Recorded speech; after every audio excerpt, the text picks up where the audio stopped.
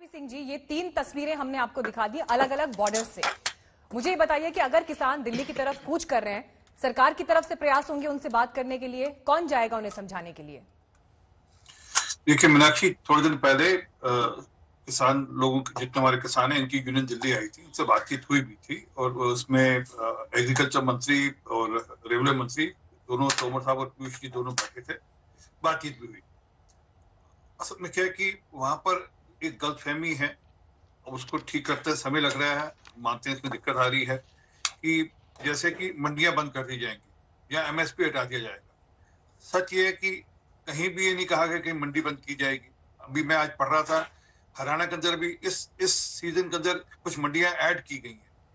हरियाणा के अंदर एमएसपी के अंतर्गत सरसों, मूंग, मूंगफली, बाजरा ये सब फसलें एमएसपी में ले आई गई है और जोड़ दी गई है।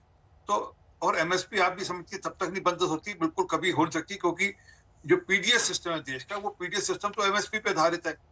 और इस देश में, भारत देश में जो हमारा सिस्टम है उसमें अभी देश को समय लगेगा कि हम लोगों को गरीबी की रेखा से ऊपर ला पाए और लोगों को भोजन की व्यवस्था जो हम लोग करते हैं, सप्लीमेंट करते हैं, वो भी बंद कर, ऐसा अभी कैसे आने वाले निकट भविष्य में ऐसा होने वाला नहीं है।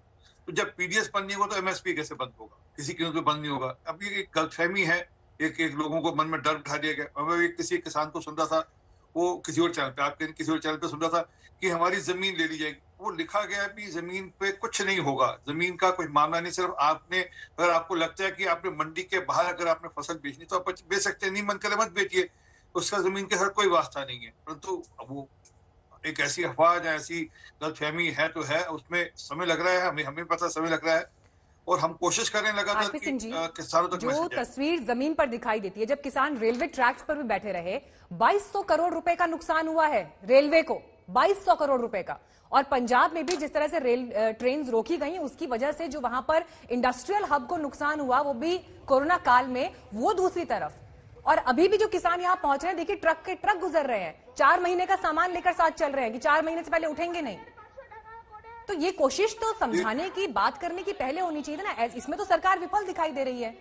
नहीं, हमने वहां पर मैं राजनीतिक तौर पर प्रेरित कर लोगों को झूठ, क्योंकि 1 साल बाद, वहां पर 1.25 साल बाद चुनाव है, लोगों को राजनीतिक तौर पर प्रेरित कर उनसे किया जा रहा पड़ा। मैं स्पष्ट कहने को इसमें कोई दिक्कत नहीं है, क्योंकि वहां पर लोग, कैप्टन साहब की जमीन नीचे से निकल चुकी थी, उनके पास कोई मुद्दा था नहीं, उन्होंने इसको मुद्दा बना लिया और वो गलत लोगों को गलतफहमी कर लोगों को गलत मैसेज देकर लोगों को ठीक ढंग से नहीं बता रहे कि ना एमएसपी हटने वाली है, ना मंडी जाने वाली है। आपकी एक ऑप्शन खुली है, आप उस ऑप्शन में जाना चाहे जाए, नहीं जाना है मत जाइए, कोई रोक नहीं रहा आपको। परंतु क्योंकि राजनीति करनी है, उस राजनीति के इस बात का जवाब दीजिए। वो साफ तौर पर ये कह रहे हैं कि राजनीति से प्रेरित ये पूरा मामला है।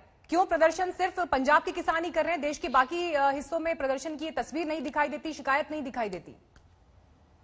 बड़ा महत्वपूर्ण सवाल किया मीनाक्षी, और मैं आरपी सिंह जी का भी शुक्रिया अदा करूंगा कि कम से कम इन्होंने कुछ सच बोला, भले ही 20-30% सच बोला। आज कम से कम किसान की तरफ इन्होंने ये कहा कि वो समझ नहीं रहे हैं। आप समझा भी तो नहीं रहे हैं आरपी सिंह साहब। मैं 3 बातें आपसे बड़ी छोटी छोटी सी कहता हूं। नंबर 1, किसान क्या आतंकी है? क्या दिल्ली किसी की जागीर है? और अगर आप उनको दिल्ली आने से रोकना चाहते हैं तो क्या प्रधानमंत्री, गृह मंत्री या रक्षा मंत्री, ये सब के सब लोग, भाई आप मत आने दीजिए उनको, उनके पास आप चले जाइए, कौन रोक रहा है आपको? आप यहां पर मूल समस्या पर बात नहीं करना चाह रहे। नमस्कार, मैं हूं अंजना ओम कश्यप। हमें उम्मीद है ये वीडियो आपको पसंद आया होगा। लेटेस्ट खबरों के लिए यूं ही देखते रहिए आज तक, और इस वीडियो के पसंद आने पर लाइक, शेयर एंड सब्सक्राइब करना ना भूलें।